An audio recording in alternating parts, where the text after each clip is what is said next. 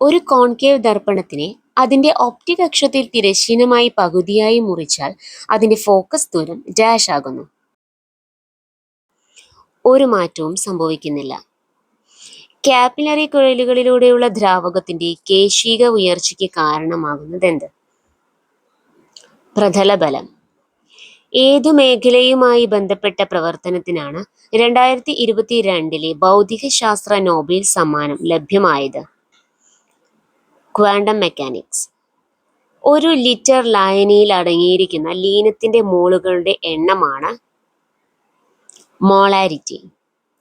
ചുവടെ നൽകിയിരിക്കുന്ന അയിരുകളിൽ അലുമിനിയം അടങ്ങിയിട്ടില്ലാത്തത് ഏത്? സിഡറൈറ്റ്.